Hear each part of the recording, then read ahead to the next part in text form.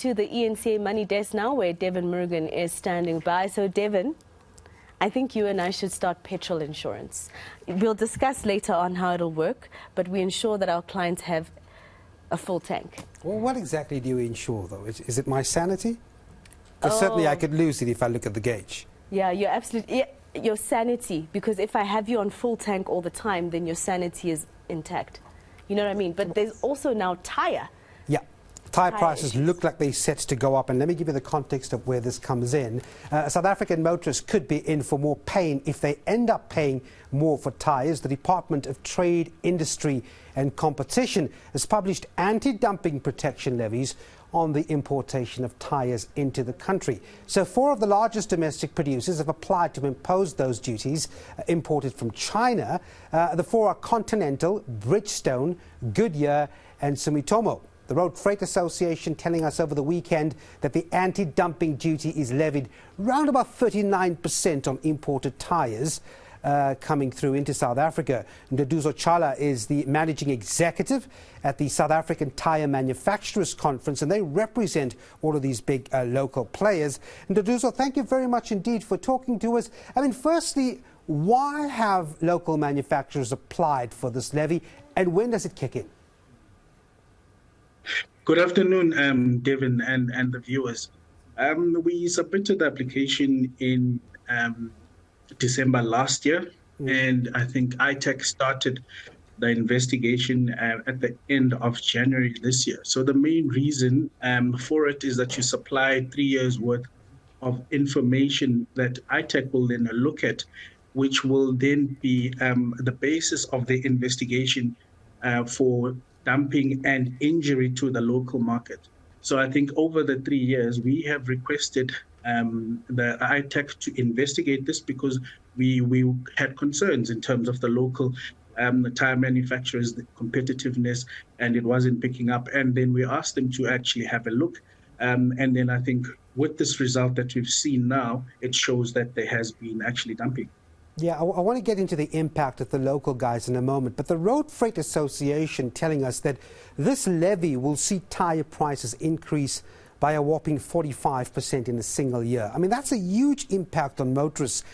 Do these figures make sense to you? Certainly not, Devin. And I mean, I think it's just media frenzy that they're creating.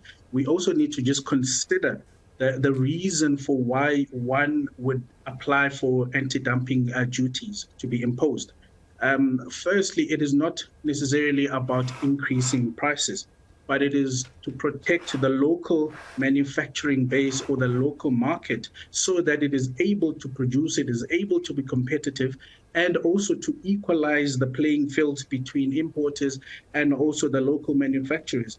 And what we have seen is that hasn't been necessarily the case. And that is why I think we put forward the application. And one, this is to protect the local jobs.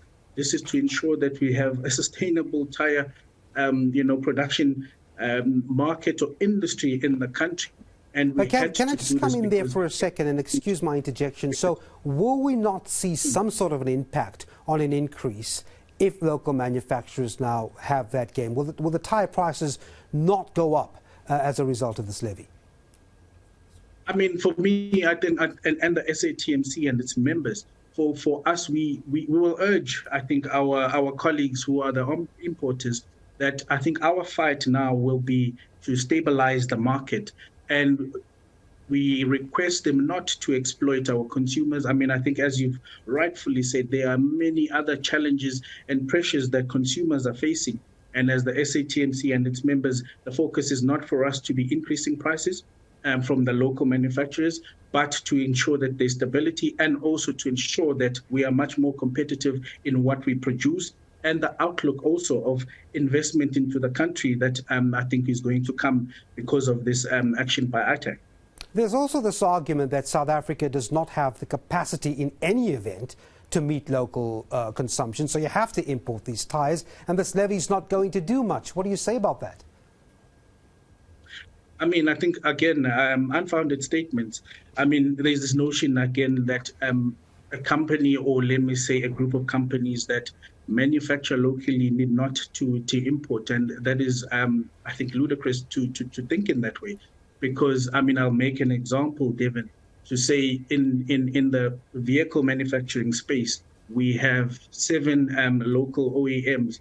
Not all of them produce the entire wide range that they have available.